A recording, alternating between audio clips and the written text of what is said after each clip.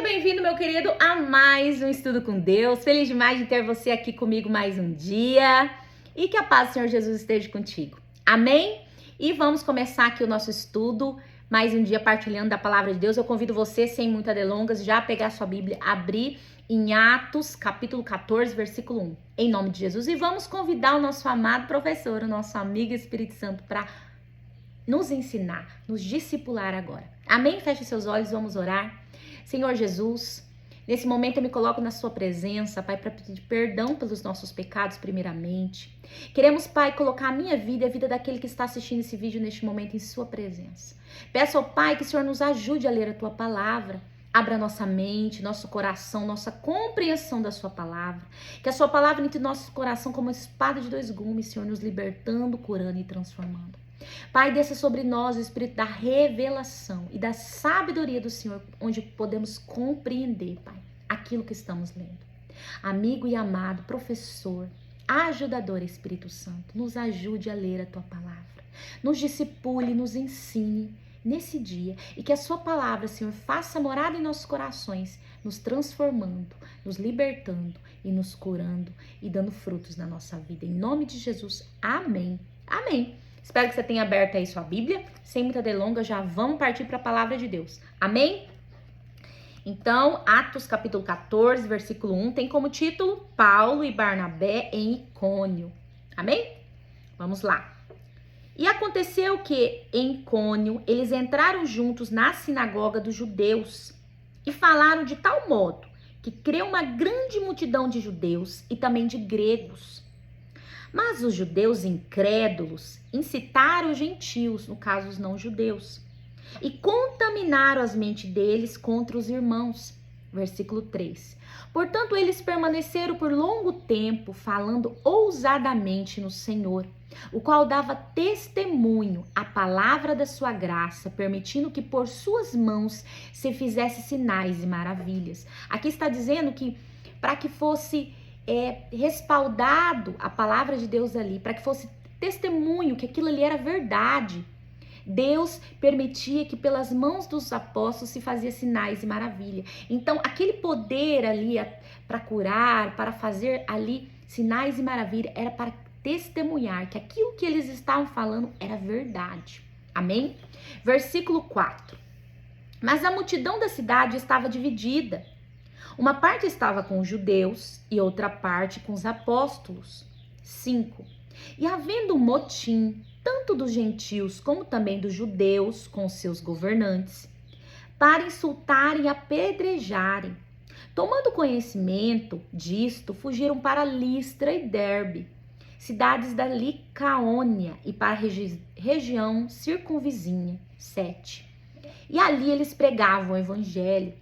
Versículo 8. Estava sentado em Listra certo homem enfermo em seus pés, coxo desde o ventre da sua mãe, o qual nunca tinha andado. Versículo 9. E este ouviu Paulo falar, o qual, fixando seus olhos nele e percebendo que tinha fé para ser curado, disse em alta voz: Levanta-te direito sobre teus pés. E ele saltou e andou. Então aqui nós vemos um homem que era doente desde o ventre da sua mãe, era coxo, não podia andar desde que nasceu. Aqui ele foi curado, porque Paulo olhou para ele e viu que ele tinha fé suficiente para ser curado.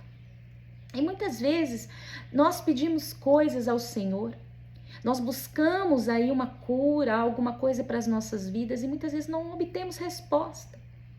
Mas nós não percebemos que muitas vezes é a falta da nossa fé que impede o mover de Deus nas nossas vidas. Muitas vezes porque a gente acha que é muito insignificante para Deus prestar atenção naquilo que eu estou pedindo. Aí você não tem fé que Deus vai fazer. Ou você acha que o seu problema é maior que Deus. E é a hora que a sua fé é muito pequena também para alcançar aquilo que você está querendo diante de Deus. Então, muitas vezes, meu irmão, o que falta para nós alcançar aquilo que o Senhor tem para nós é a nossa fé. É o fato da gente não acreditar que é possível, que tudo é possível ao Senhor. Por acaso tem algo difícil demais para o Senhor?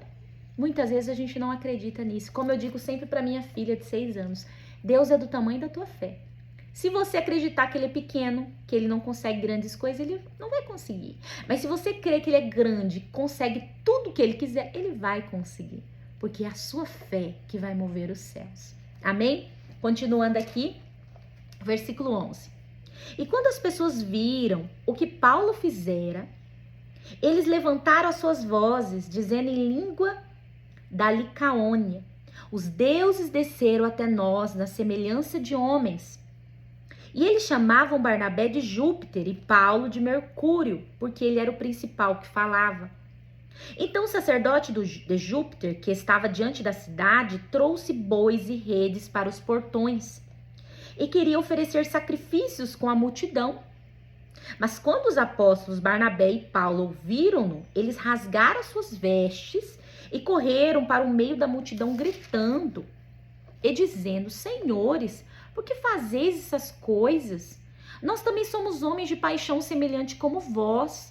E vos pregamos que vos converteis dessas vaidades ao Deus vivo, que fez os céus e a terra e o mar e todas as coisas que nele há, o qual nos tempos passados deixou andar todas as nações em seus próprios caminhos.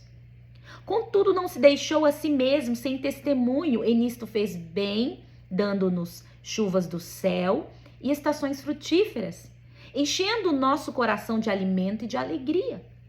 18.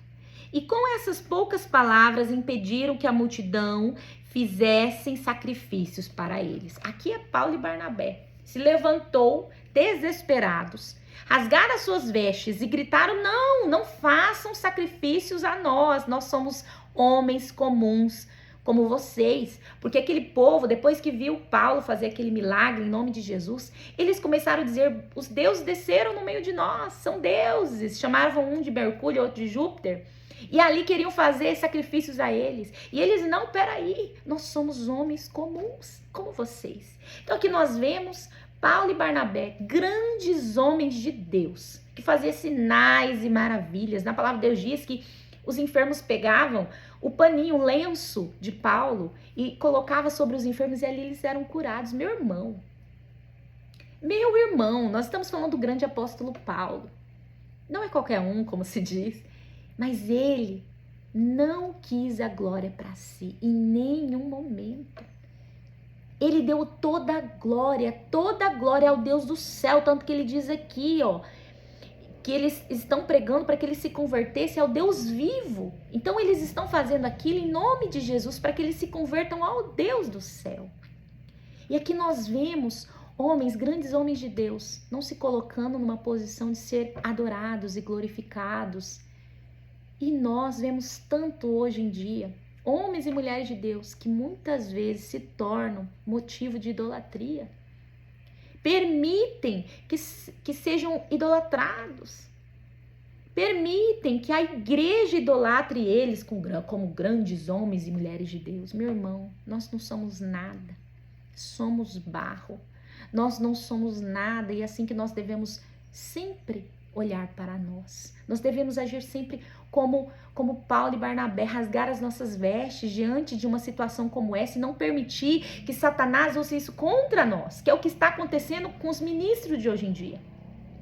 Satanás está usando o orgulho para atingir os seus corações e os derrubar. E lá no púlpito, eles muitas vezes estão sendo setados ali. Eles levam setas de Satanás para que o orgulho entre no seu coração. E ali eles são destruídos. Ali a sua alma começa assim, vai descer, se gloriar. E ali acabou, meu irmão. Ali é só... Acabou. Quando a pessoa permite isso entrar no seu coração, infelizmente Satanás, ele vai trabalhando, ele vai laçando até que ele amarra ele. Infelizmente, o ministro cai. Então que possamos sempre nos lembrar, a glória não é nossa. Se você quiser ser glorificado por alguma coisa, fazendo a obra de Deus, meu irmão, você está no caminho errado. Tudo que nós fazemos dentro e fora da igreja, para Deus, a glória nunca será nossa. É doído pensar que você vai trabalhar, gastar a sua vida, fazer tudo para o Senhor e não receber nada de glória. Sim, não vamos ser hipócritas e dizer que você não vai, poxa vida, eu não vou receber nada. Não, meu irmão, você tem que entender que você não vai receber, você vai receber lá no céu. E do Senhor lá no secreto, não glórias de homem, você não tem que buscar a isso. E é isso que nós temos errado muitas vezes. Muitos estão buscando ser aplaudidos lá no púlpito, em vez de ser aplaudidos lá no céu. Que possamos cuidar do nosso coração, não permitindo que Satanás venha destruir as nossas vidas. Muitas vezes nos criando laços de aplausos. Amém? Vamos continuar aqui. Versículo 19. E vieram certos judeus de Antioquia e de Icônio, e persuadido o povo, apedrejaram a Paulo e o arrastaram para fora da cidade, supondo que ele havia morrido. Mas rodeando os discípulos, levantou-se e entrou na cidade, e no dia seguinte ele partiu com Barnabé para Derbe. Depois de ter sido apedrejado, ele se levanta e segue em frente seu caminho. Versículo 21. E tendo pregado o evangelho naquela cidade, ensinado a muitos, eles retornaram novamente para Listra, para Icônio e Antioquia, e confirmando as almas dos discípulos e exortando-os a continuar na fé, e que é necessário, por meio de muitas tribulações, nós entrarmos no reino de Deus. Muitas vezes nós queremos ser crentes no Senhor, queremos viver, sim, o evangelho de Cristo, mas não queremos sofrer. Não queremos passar tribulação. Aqui Paulo está dizendo que é necessário, por meio de muitas tribulações, nós entrarmos no reino de Deus. Como diz na palavra de Deus, é por força. Nós vamos alcançar o reino, os céus, é por força, é pela força. Não é de qualquer, não é achando que vai ser fácil, meu irmão. Infelizmente, como o meu pastor aqui sempre fala, ser cristão é espinhoso, mas vale a pena. Por amor a Cristo, vale a pena. Todo espinho, todo mal que muitas vezes vamos colher aqui na terra para ter nossa vida lá no céu com o Senhor. Amém? 23, versículo 23. E havendo-lhes ordenado anciões em cada igreja, e tendo orado com jejuns, os recomendaram ao Senhor em quem havia crido. E eles, passando depois por Pisídia, chegaram a Panfilha. E tendo pregado a palavra em Perge, desceram para Atália, versículo 26. E dali navegaram para Antioquia, onde eles tinham sido recomendados à graça de Deus para a obra que eles haviam cumprido. E tendo eles chegado e reunido a igreja, relataram tudo o que Deus fizera por eles e como eles abrira a porta da fé aos gentios. E eles ficaram ali um longo tempo com os discípulos. Então eles viajaram, fizeram ali sua missão missionária ali, cumpriram com a sua missão. E aí Barnabé e Paulo retornam para o lugar de onde eles foram enviados, que é Antioquia. E aqui eles ficam por um longo tempo. Amém? Capítulo 15, versículo 1, que tem como título O Concílio em Jerusalém. Versículo 1. E descendo certos homens da Judeia, ensinavam aos irmãos e diziam: a menos que sejais circuncidados, conforme o método de Moisés, não podeis ser salvos. Aqui nós estamos vendo judeus que acreditavam aqui na circuncisão, no caso, colocar diante daqueles que não são judeus, que eles precisavam se circuncidar para eles serem salvos. É aqui o homem, mais uma vez, meu irmão, colocando Deus dentro de uma caixa e dizendo: não, Deus só salva dessa maneira. Deus só salva desse jeito. Quem somos nós para dizer que Deus faz ou não faz do jeito que nós achamos ou pensamos? Nós limitamos muito Deus, meu irmão, dentro da caixinha que nós colocamos Ele. Oh, meu irmão, e aqui muitas vezes nós nos tornamos pedra de tropeço para os homens, para outros, porque nós acreditamos nisso e colocamos Deus dentro disso. Deus não pode ir além disso. É hora que nós julgamos o que é diferente, o que sai fora da nossa caixa. E nós determinamos, como esses aqui estão fazendo, que não seriam salvos outros se não fosse do jeito deles. Nós, homens, nós e nossas caixas. Versículo 2. Portanto, tendo Paulo e Barnabé uma não pequena dissensão, no caso discussão, e disputa contra eles, determinaram que Paulo e Barnabé e alguns dentre eles deveriam subir aos apóstolos e anciões de Jerusalém para tratar a respeito daquela questão. No caso, eles estavam em Antioquia e iam subir para Jerusalém. Versículo 3. E eles, providos para o caminho pela igreja, passaram pela Fenícia e por Samaria, declarando a conversão dos gentios. E eles causavam muita alegria a todos os irmãos. E chegando a Jerusalém, eles foram recebidos pela igreja, pelos apóstolos e anciões. E lhes declararam todas as coisas que Deus tinha feito com eles. Versículo 5. Mas levantaram-se alguns da seita dos fariseus que havia crido, dizendo que era necessário circuncidá-los e ordená-los a guardarem a lei de Moisés. Nós já falamos dos saduceus, que são aqueles que é um grupo religioso também dos judeus, que não acreditavam nem em ressurreição, nem em espíritos e nem em anjos. E aqui nós temos os fariseus, que é muito falado aqui no Novo Testamento. Quem são os fariseus? Também é de um grupo religioso, muito rigoroso, que eles ali observavam de forma rigorosa, tanto as leis, quanto os costumes, a lei, os costumes e as tradições ali do povo de Israel, ali do povo judeu. Então, eles eram rigorosos ali em tudo que era ali de costumes, tradições e da lei. E eles, os fariseus e os saduceus, eles não se davam bem, porque cada um acreditava em uma coisa. Eles, na verdade, disputavam entre si. Mas quando Jesus, começou o seu ministério, eles se juntaram contra Jesus, porque afinal eles tinham um inimigo em comum, que era Jesus.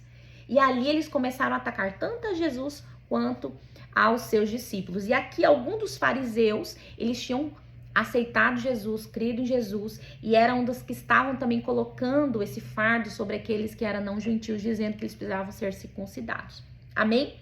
Então, continuando aqui no versículo 6, que diz: E os apóstolos e os anciões se reuniram para considerar este assunto.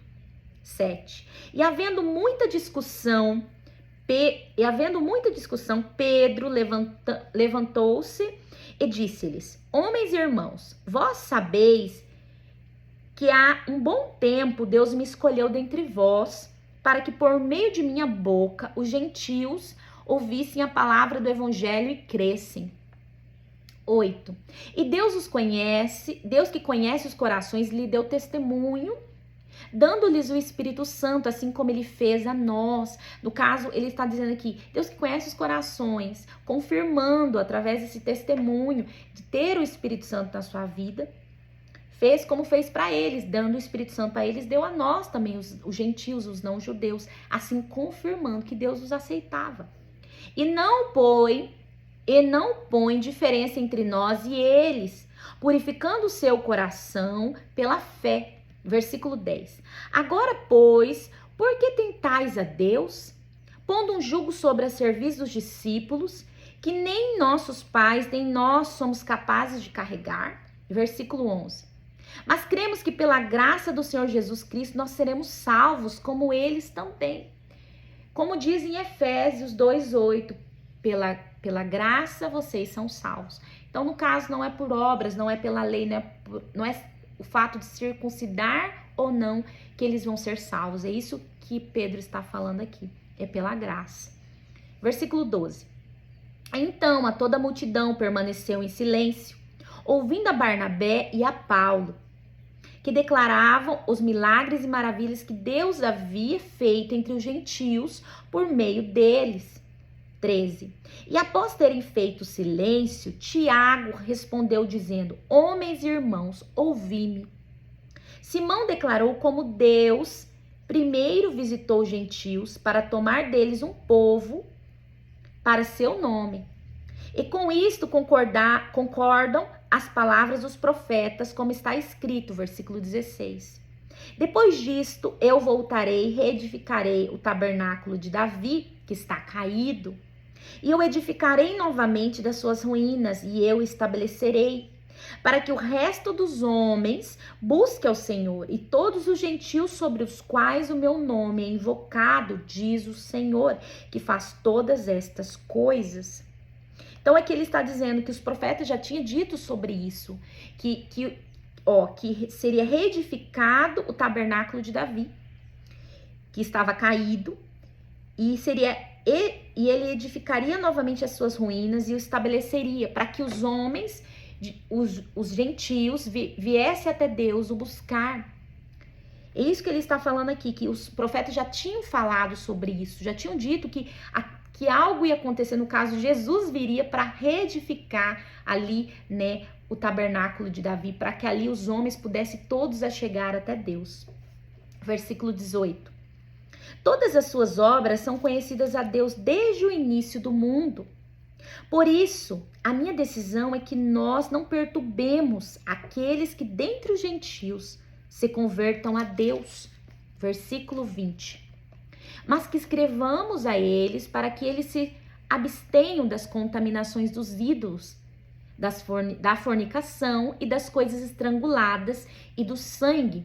Porque Moisés tem quem o proclame desde os tempos antigos em cada cidade, sendo lido nas sinagogas todos os dias de Shabat.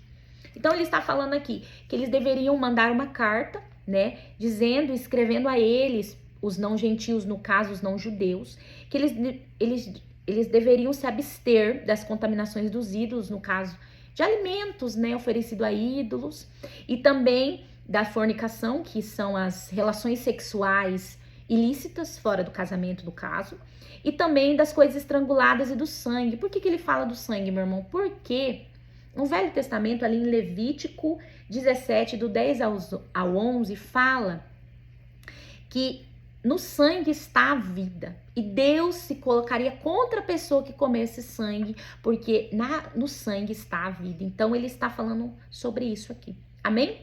Versículo 22, continuando. Então agradou aos apóstolos e aos anciões, com toda a igreja, enviaram homens escolhidos do seu próprio grupo a Antioquia com Paulo e Barnabé, a saber, Judas chamado Barsabas e Silas, principais homens entre os irmãos. Versículo 23. Escreveram cartas por intermédio deles sobre este assunto. Os apóstolos, os anciões e os irmãos enviam saudações. Aqui eles estão escrevendo a carta, no caso, né? Aos irmãos dentre os gentios que estão em Antioquia, Síria e Cilícia. Portanto, ouvimos que alguns que saíram dentre nós vos perturbaram com palavras e transtornaram as vossas almas, dizendo que deveis circuncidar-vos e guardar a lei, aos quais nós não damos tal mandamento. E aqui nós lemos, né? Eles dizem aqui nessa carta: ouvimos que alguns que saíram dentre nós vos perturbaram com palavras. Aqui, meu irmão, nós vemos que já acontecia lá e continua acontecendo aqui, que o próprio crente persegue o crente. É o próprio crente que apedreja, que coloca um jugo ali desnecessário nas costas do outro crente. É o próprio crente que faz mal ao outro crente. Infelizmente, é o crente que persegue o crente. Aqui nós vemos exatamente isso que já acontecia lá no passado, continua acontecendo aqui e vai continuar acontecendo até o final. Versículo 25. Pareceu-nos bem, reunidos em concordância, enviar-lhes homens escolhidos com os nossos amados Barnabé e Paulo, homens que arriscaram suas vidas pelo nome do nosso Senhor Jesus Cristo. Enviamos, portanto, Judas e Silas, os quais vos anunciarão as mesmas coisas de boca, porque pareceu bem ao Espírito Santo e a nós não vos impor mais carga alguma, exceto essas coisas necessárias.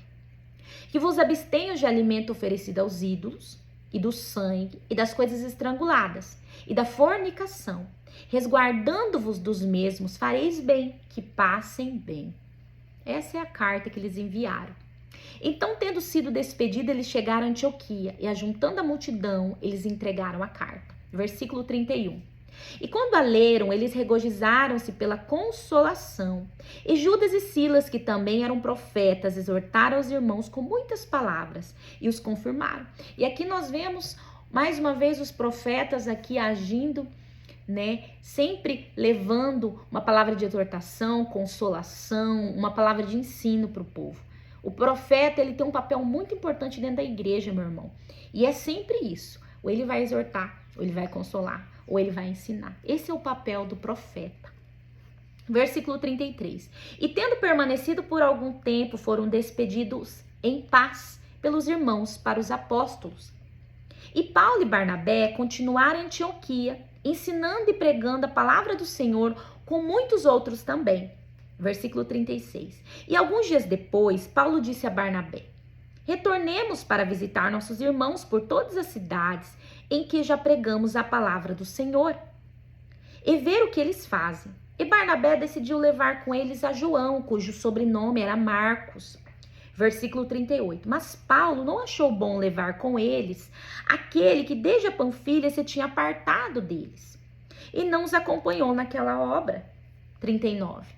E a discussão foi tão forte entre eles que eles se separaram um do outro. E assim Barnabé tomou Marcos e navegou para Chipre.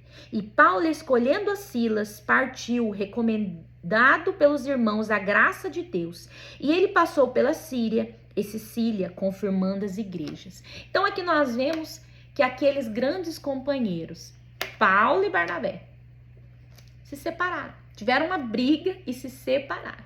O que nós vemos aqui, meu irmão, que para cada tempo na nossa vida, existe as pessoas certas. Existe um tempo onde Deus vai arrancar certas pessoas da nossa vida e vai colocar outras para aquele novo tempo, para aquela nova estação, para aquele novo propósito. Muitas vezes nós queremos impedir Deus, não queremos tirar as pessoas da nossa vida, não queremos abandonar certas pessoas, deixar ir certas pessoas, porque nós nos apegamos e não entendemos que pessoas, elas atrapalham o propósito de Deus ou elas ajudam no propósito de Deus. Um exemplo foi Abraão. Quando Deus se apresenta, ele diz: sai do meio da sua parentela, no meio da sua família e vai para uma terra que eu te enviarei. Ele disse a sua família. Quem é a sua família, meu irmão? Você, esposo, esposa, filhos. No caso, naquele tempo, também os seus empregados ali, os seus servos.